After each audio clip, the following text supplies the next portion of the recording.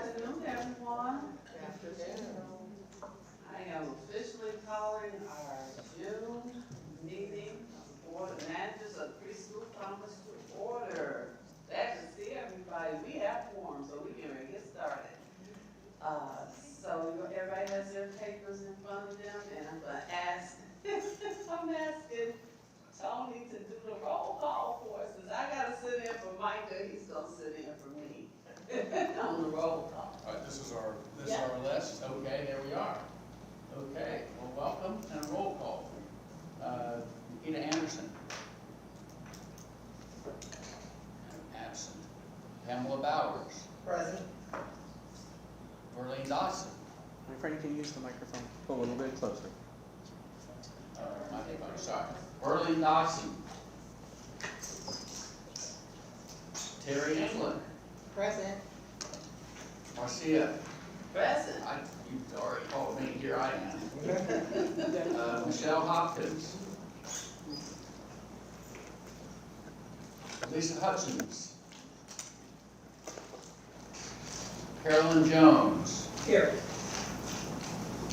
Micah, absent.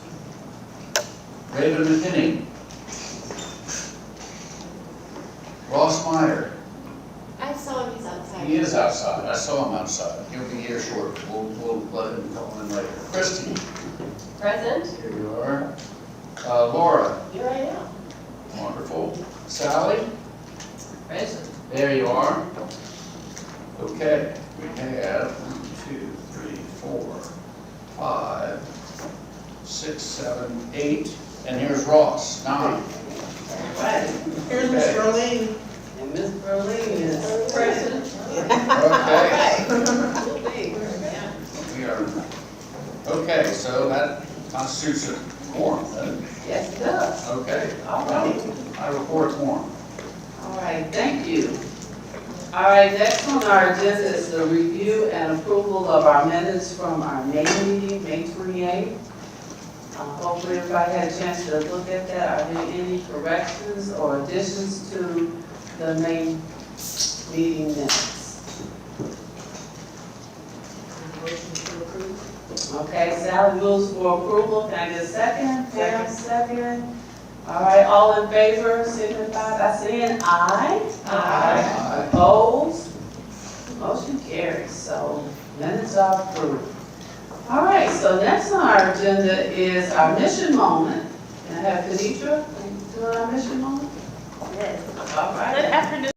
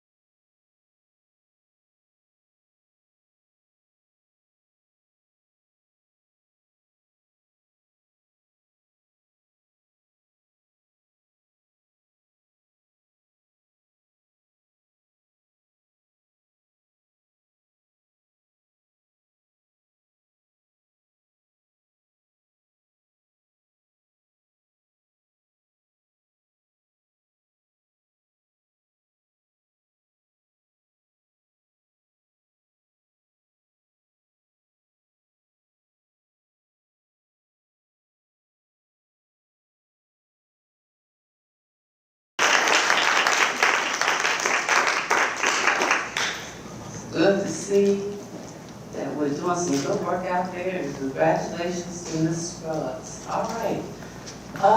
Next on our agenda is our executive director report. Turn it over to Shar.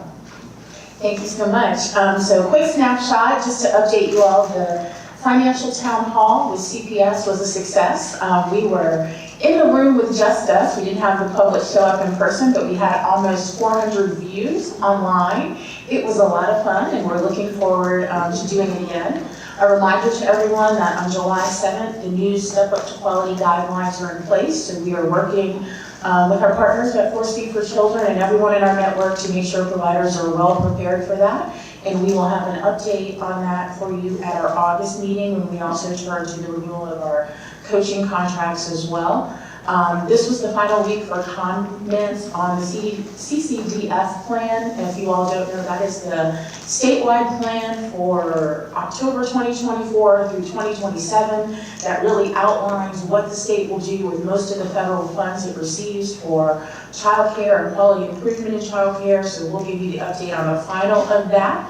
The Ohio Local Preschool Initiatives also met earlier in the month. Our focus for the rest of the year is really going to be on the resources that are in Ohio, and specifically in our community, so that the special needs of every child are met. I will say thank you to CPS, because we have a good example of how to navigate the process of making sure that community providers can access those services that the public school makes available. It's glitchy, doesn't always work, but that is a fault of the system and the design.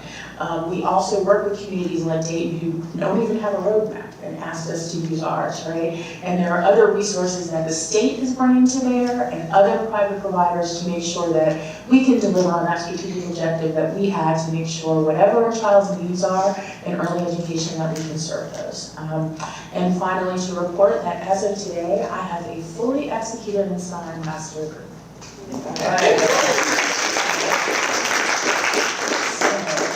Highlight for you a couple of upcoming events. We will be out in full force with the Promise team at the annual Black Family Reunion and the upcoming City of Cincinnati Social Services Days. This Thursday in this space, Groundwork, Ohio will have their roadshow Listening to Our Stop with a really interesting panel. They've done something different here in Cincinnati, in that the morning is going to be focused on early education. The afternoon is going to be an event sponsored by BI3 that is focused on infant and maternal health. Thank you to Vanessa Freitag for facilitating that conversation. We look forward to seeing you. And we have one of our family child care providers that will be on the afternoon panel.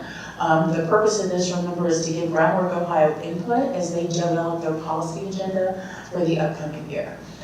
You also know that the Children's Funding Project will be coming for their site visit July 29th and 30th. That is the Monday and Tuesday after the music festival.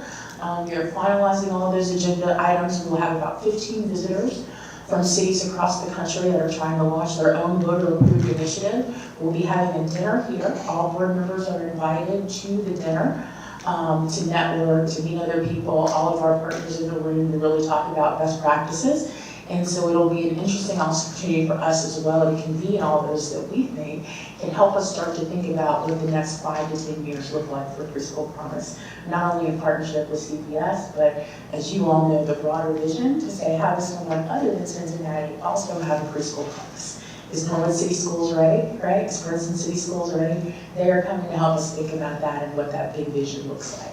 I also list the other upcoming activities that are happening. As you know, we have a small amount of funds that we can use to do advertising at this event, but we always can't afford tables and seats and sponsorships.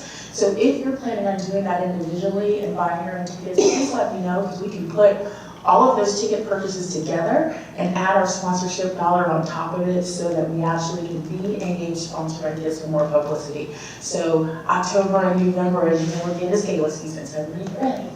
And we will be at Cincy for Children's Leadership Conference again. It was such a good time last year. Is it at Sharon Convention Center again this year?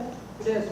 It is. So we will also send out, if anybody's interested in joining us at the table to help do outreach and talk with people, you'll have opportunities to come do that as well. So that is a snapshot of our upcoming events. And just a reminder that once July gets here, our team is very light. No committee meetings, no board meetings. I encourage everybody in our team to use or lose your vacation time. So know that that is happening for us in July. So we're gonna push through this last week and we'll be super busy in August. But just to give you a heads up, it may be a delay for reaching out to us. It was a couple of days. You may get a vacation responders, so happy July. All right, any questions for Shara on her report? Very good. All right. Okay, so next up our committee reports, and the first one, oh, fun. It's finance time. All right. Well, put it back on here. With the able assistance and leadership of Hector and Shara, the materials were sent out to you for our fiscal year 25 draft budget. Our budget runs July through June, so this will be coming up for the July 24 to June 25 year. There are some changes that are new for this fiscal year, and one of which is that we are operating under the new master agreement. The master agreement, and these points in the minutes from our last meeting, some of these points were made, and I think the discussion from last meeting really puts us in place to review this proposed budget. But we had a budget in the master agreement of $11,217,394. So utilizing that budget to achieve our mission, and with that, let's go through and the packet in front of you has the handouts from the meeting notice. We have a little change in our tuition assistance program. We have a small change in our quality improvement program, and a small increase in our cost quality program. Those are the three major programs, obviously, that we're operating under. And we really have twofold. We have a annual budget. We also have a long-range plan, and we need to be able to operate through the end of our current levy cycle. So you'll see that we have a slight decrease in the students supported, but a slight increase in what we are allocating. And a 9% weighted average increase for the maximum tuition assistance payment. We do not have the extended learning session. We've had to eliminate that program. We had a pilot program with Head Start that's also, we are discontinuing that.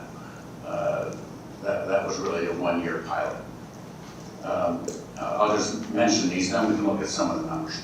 Quality improvement, a little restructure on the model for coaching classroom materials, and we can talk about what we're doing here. But the coaching is now being budgeted in a more what do I say? In a little tighter model.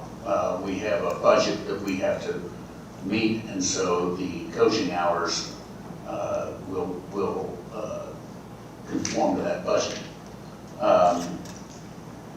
And we're increasing up the support to the lead preschool teachers to $5,000 a year. That was up from $4,000 a year in years past. So if you look at the next page, it sort of shows the outline of how the anticipated number of students compares to this year. That yellow line represents basically a 20 student less per month budget. It also shows obviously the bulk of the tuition assistance going to the base enrollment, a small slice going to the 200 to 250, and then a very small slice going to 250 to 300. The bar chart shows that graphically by month. And we can, we'll go through these quick slides and then we can have a more detailed discussion or questions on how it all shakes out. The next slide shows the quality improvement, again, mostly in the coaching sector, and in the coaching sector, we are budgeting a tighter use of those funds. There's the smaller pieces of the various other components that we put into quality improvement. It's interesting that the outdoor learning, we're going down to a 0 there, but the others are pretty much as we've done in the past, but the number of programs being enrolled increasing from the current 50 to 65. And then the last slide is really on the cost of quality. This is the program that is probably our smallest budget number. Again, most of the teacher promise grants, where we are increasing the amount up to the 5,000, but the other programs, again, smaller numbers, but important to our providers. The net of all that, if you turn to the next page, now you can see what these charts result in. The first column, fiscal year 25 budget, is compared to the second column, which we believe is where we're going to end up the current fiscal year. So we are budgeting for fiscal year 25 a $6,339,564 tuition assistance. We believe we'll end this year at $6,497,858. So we're pulling back slightly on what we think we're going to spend by the time this school year ends. Quality improvement, 677 versus 903. Cost of quality, 485 versus 423. The contingency is where we start. We put all contingency dollars up into their actual uses. That's why it shows 0 for 24. But this $400,000 contingency gives us the flexibility to add to any of these line items should the need arise. And we have the 400 as really a contingency to cover should we find a need in tuition assistance, quality improvement, etc. Down below are our administrative expenses. The big change being in the communication outreach, the big change being in staff related, the rest relatively straightforward from year to year.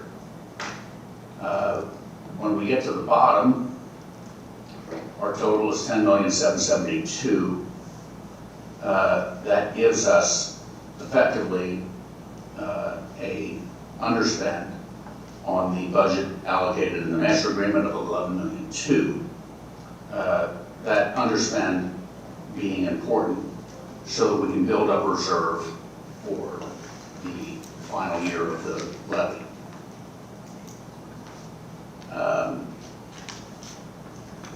The notes on the right-hand side below the blue columns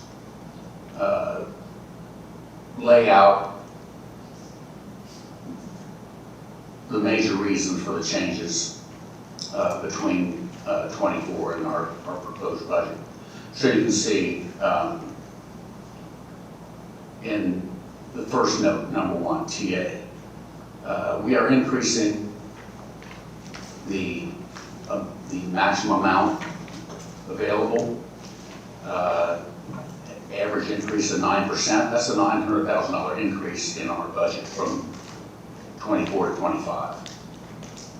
On the other hand, we are eliminating the extended learning session, and that saves $550,000 from 24 to 25.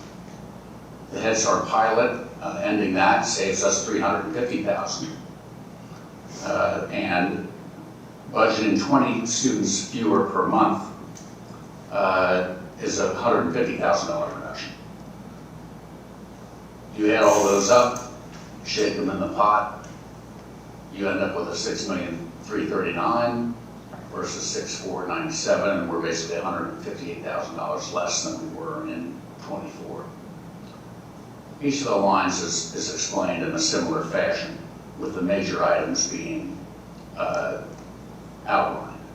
The restructured coaching services, I haven't explained that very well, but I'm going to try again and say how we think we're going to do this. Yeah, you're better at explaining this one than me. Go ahead, Charlie. Yeah, all I'll say is that with the changes and step up to quality, we just want to be sure that we are aligned in providing what our providers need, and to be completely transparent, we're not sure what all of those pieces look like yet, right? It starts July 7th.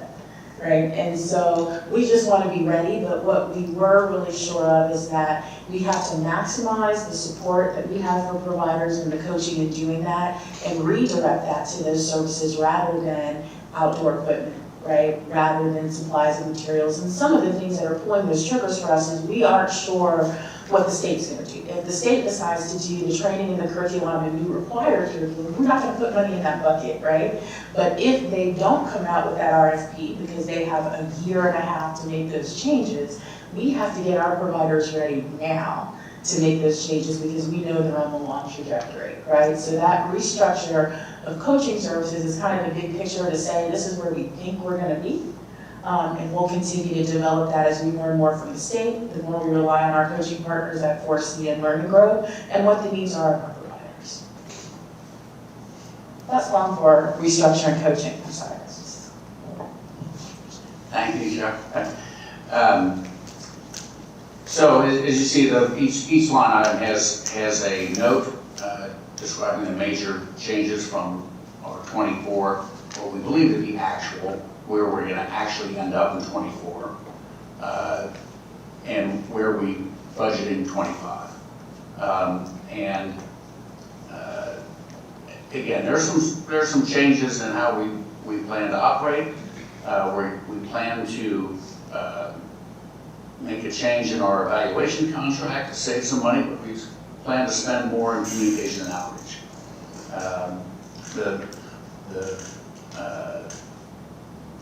The bottom line for me, and what I think the Finance Committee, after careful study and discussion and working with Hector and Charlotte, is really just to ask the basic question. Is this budget directed and pointed at accomplishing our mission? And does this give you the resources you need to do what we have declared to be our mission? And the answer to that was yes. And there's flexibility. There's no doubt as we get through the year, we will see some things change, some things up, some things down, some things all around. And we will respond to that. And our forecasting will be directed at making those changes and giving us the flexibility to move. The contingency can be used. If we find that we're saving in one category, we may spend it in another.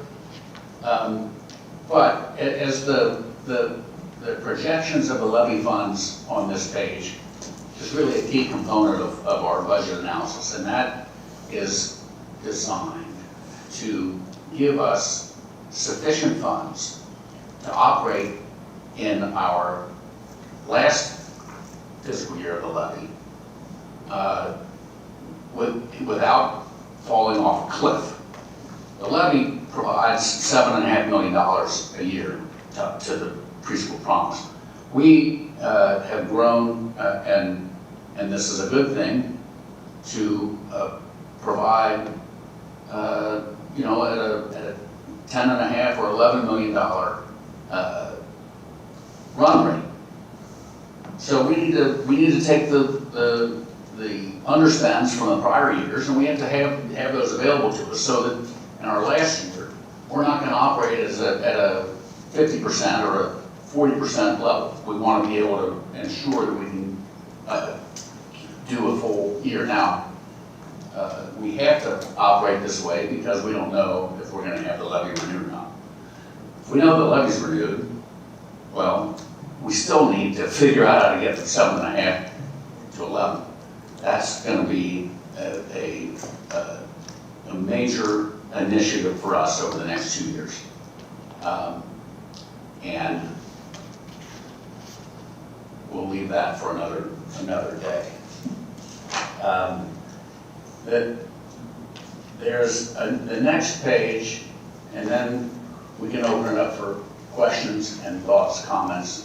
The next page is similar to the one we just saw, except this compares our 25 budget versus our 24 budget. So we budgeted in 24 at 10.9, roughly 10,896,000. We're budgeting this year at 10,772.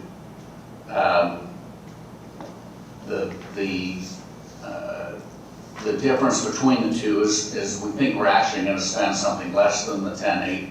We think we're going to spend actually 10, close to 3 in 24. So that's the difference between these two. We're really showing the 24 budget as a matter of information. Comparing budget to budget, to me, is much more interesting to look at what we actually spend this year versus what we project to spend next year. But this is an informational slide giving you a look at budget to budget comparison. And there we have it. So, all that being said, now it's time to discuss, review, hear comments, questions, and concerns, and then work on approving a budget for fiscal year 25. So are there any questions on the budget? This night we will be calling for a vote. Yes, Sally? This is like the trees for the forest, just a little question, and that has to do, Mike. so my question has to do with the fewer children per month. And is that based on projections of applications, or is that based on what we can afford? And if it's the latter, are we talking about waiting lists for the first time in our experience? I'll defer that answer to Shar. We would not be looking at waiting lists until January, right? Here's the challenge that I have. The number that you see is always the number that Hector produces based on what we pay out, right? The number that you see on the other side with that 1,500 and that high number, that's based on the number of applications we receive, right? So there are a couple of variations that are driving what I would say the estimate of what we think it's going to be, right? We know that the amount of publicly funded childcare is going to increase slightly, but we also know the amount of our maximum tuition assistance is also increasing. How those buckets are going to play out, we do our best to predict, but I don't know for sure, right? We've seen a growing trend that says we have more and more families that are missing their recertification dates, so they have less publicly funded childcare. We know we have new vouchers for a year that say if you are over income for traditional publicly funded childcare, this one bucket of vouchers will serve you up to 300% of FBL. We don't know the impact of the number that that's having in Hamilton County yet. So My intention is to come to see how enrollment plays out, right? And to come back to you in January and say, this is what our actual snapshot uses to tell you whether or not we are at a place where we need to cap enrollment or we're not. Because I just really have no idea how those particular numbers are going to play out or the other changes that are going to happen in the state. That is the best case to reflect. We think we're going to have to pay for 20 fewer students. And it may be we have a larger number enrolled, but those students receive more other funding sources, so we actually are paying a lower dollar for them. I don't know that. But it is not our intention to cap enrollment unless it's absolutely necessary. And if that is done, we would give everybody fair warning, would have line of sight to that. Part of the challenge and why you see too is our communication and outreach dollar going up so much is that we will not see the spike in enrollment that normally happens for us in April and May because we didn't do an extended learning session, right? So we're gonna have to do something to get those families back. At this point, my concern is not being overextended, it is providers having empty seats because for the first time in 3 years, they let those children go. So, I don't know, Sally, what I'll tell you is that's the best case estimate. Thank you. So how many children did we serve this year? We had 1,519 applications. We had 1,097 approved. We won't have until fiscal year cutoff the actual amount that were active and enrolled. That number is going to take a little bit longer to pull through when everything cleans up, but that's a snapshot of kind of where we are. If we look at our dashboard that you all have in front of us, the tuition assistance number on there, again, I'm sorry, is 1097, which represents 116% of our goal. If you know, aligned with our strategic plan, our goal was to make sure that we were serving 35% of the eligible population by the end of 2025. As of February this year, we were at 34.8, so we're almost there. February, we also hit our 10,000 children served number.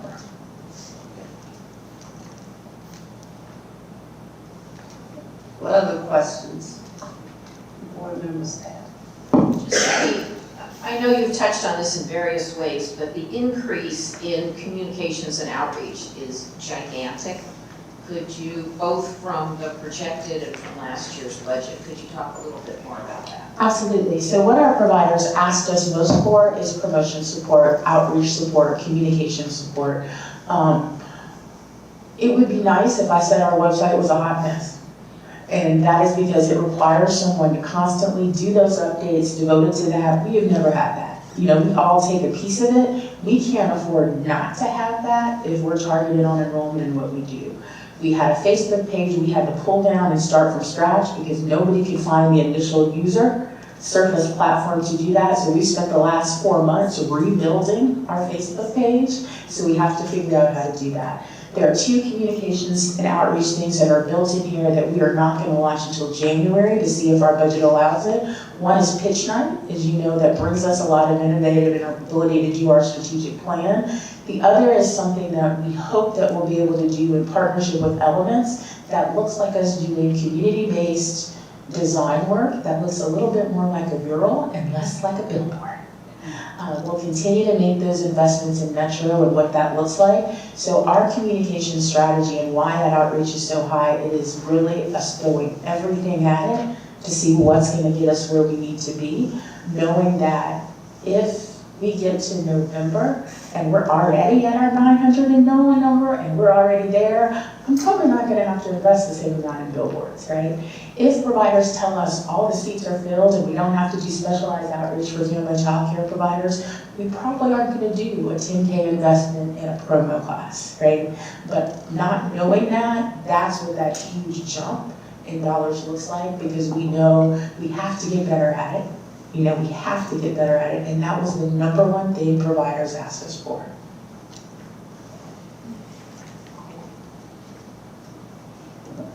And, yeah, just for clarity, so that's a movable line item we need to move it, just like the contingency.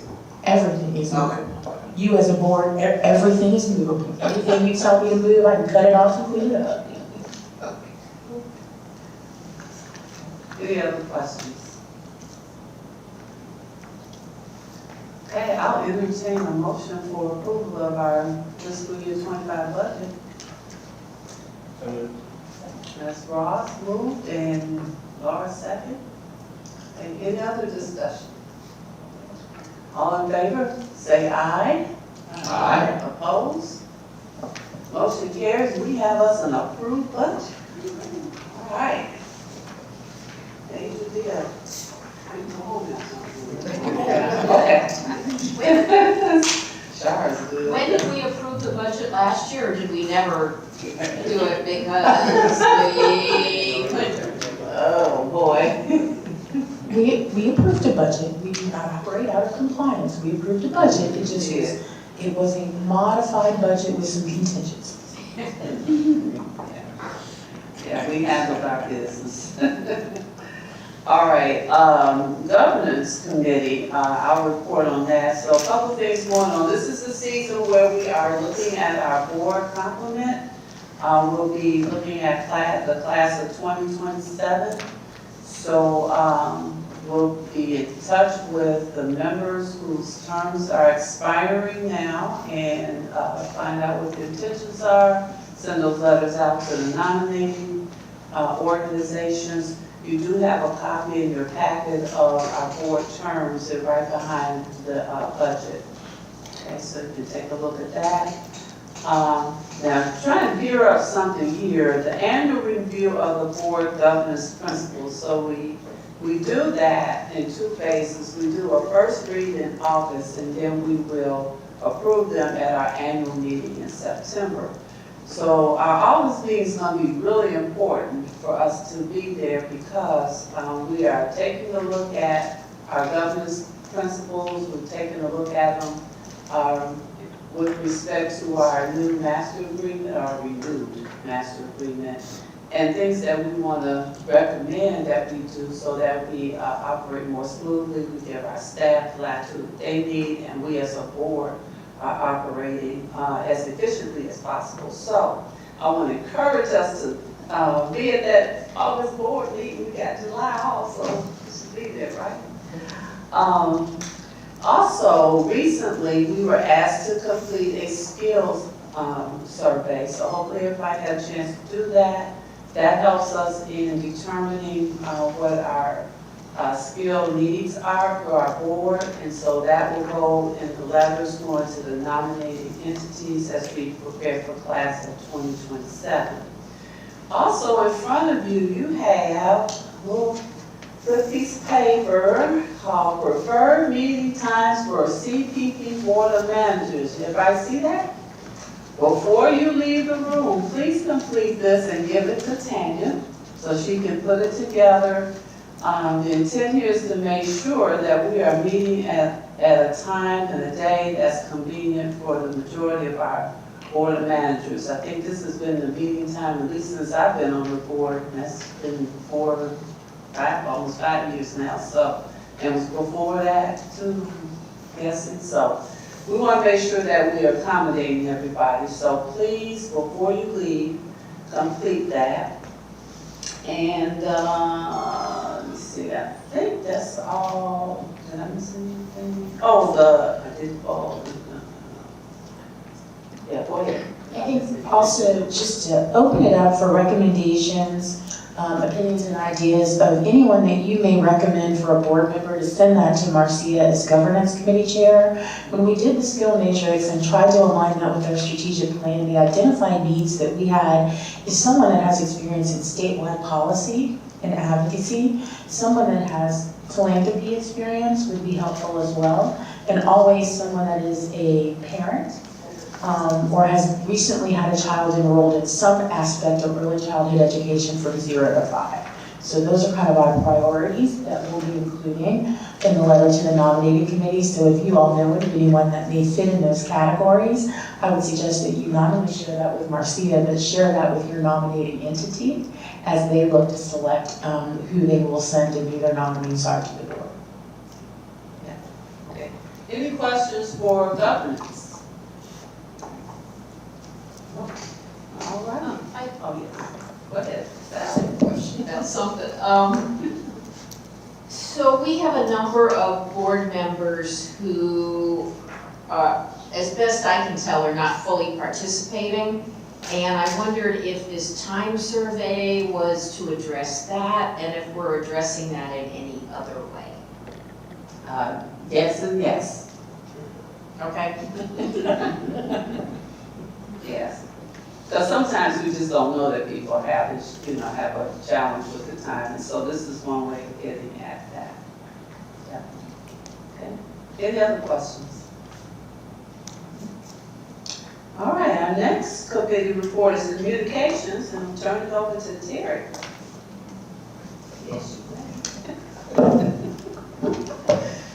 may. Okay, for the Communications Committee, we are addressing our messaging themes for the next 2 quarters, which will highlight our strategic plan accomplishments with a focus on the importance of quality and meeting the needs of every child. We're also looking at a new campaign that will be launched in the fall, highlighting Educator of the Month. Thank you for using Educator, to support our workforce recruitment and retention efforts. So we want to make sure that we are honoring our educators that are out there, that are in home and in centers, to make sure that they understand how important we believe that they are. And so by doing that, we will probably increase not only our enrollment, but our participation. Also, input is needed on themes for this year's annual report and CPP week. A 1-pager with previous titles and AR covers was distributed. Please send any ideas by the end of the week. So we're looking at taglines, anything that your creative minds can come up with. We hope that you will be able to share with us. And make sure that that tagline has the word promise in it. Okay, any questions there so far?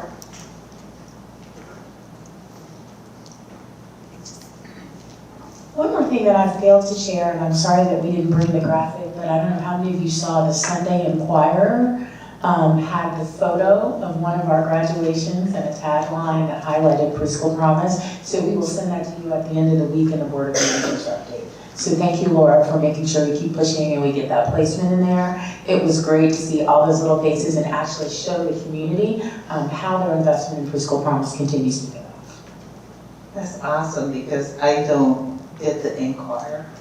I love the Inquirer, but I don't get the Inquirer. So to see that is awesome. Great communications out there. Thank you so much. Any questions for communications? So are these things that was in our packet? Page 13 are the annual report things. Okay. So we get to weigh in? So these are the previous years to give you some Oh, this is the ideas. previous year. So if you're looking to recommend, don't pick these titles. We already did these. So yeah, and give you an idea of what it's like. We would love to have some input because I'm very good at knowing what's not it. I'm not very good at knowing what is it. So as we brainstorm, I'm like, nope, not that. So we need some other ideas to really help us be exciting with our annual report. We have content. You'll see a little bit newly formatted impact report this year. That'll be 1 page. So catchy title is always good. Okay. All right. Next up is our contract renewal, Shar. Yes.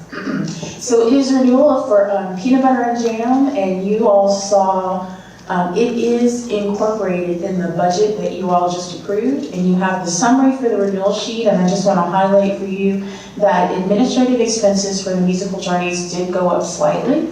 That accounts for the change in the budget amount. Also, we put in for purchase of musical instruments for musical journeys, because if we go to new classrooms, we'll have to outfit those new classrooms with instruments as well. We also have a small increase of $2,000 in the budget for the back to school jam. In previous years, that's a flat fee of $5K for Linton Chamber Music to put on that big event that we have at Westwood Town Hall. It is backpack distribution, big party for the day, really good time. They haven't raised the fee for that beyond $5,000, but again, we may need to spend $2,000 for instruments. In the past, we've done that ourselves and paid for that with like Amazon orders and different things. I don't want to do that. I want to let Peanut Butter Jam and Lincoln Chamber Music buy those, they get a better discount, figure out what that is. So that accounts for the increase. I moved it to above in their amount. So you have two scope of works here that we're asking you to renew for us to continue the work that we're doing of musical journeys in 10 preschool classrooms and our back to school jam that is scheduled for August 24th. Kona ice, face painting, backpack distribution, come one, come all. Okay, is everybody familiar? I know you got some newer board members. Are you I familiar just got a with quick question, Shara. Mhm. How do we determine the 10 sites that we're So we have ones that have been in there multiple years, and so we have a criteria level. We had to make sure we had a mix of family child care programs and centers. They have to have a minimum number of preschool promise students enrolled. And to be very honest with you, at the beginning, we had to beg people to do it. There were not 10 people that wanted to sign up. And the people that have enjoyed it, and if they raised their hand and said, yes, we want to continue, we normally have let them continue. After multiple years, it seems more fair at this point that we allow some other sites to do that as well. The advantage of that is they were able to leverage our investment in Avondale, thanks to support from Children's Hospital, to add 4 additional sites, I think, or 5. So that leverage dollar is important, and there's a pending grant to add 3 additional sites. Now, what we don't want to do is, if it's really effective in working for a site, particularly a family child care site, we would hate to take that away, because at many times, that may be the only other adult that's on that site at the family child care for the week, right? But at some point, if a center has had it, they have other thriving programs, we may want to share it with some of our new providers that have just joined TA, some that we know are in communities that are struggling, and this could be a boost for them to enroll new students with this type of program, but we just don't know that yet. And some programs actually say we don't want to participate anymore.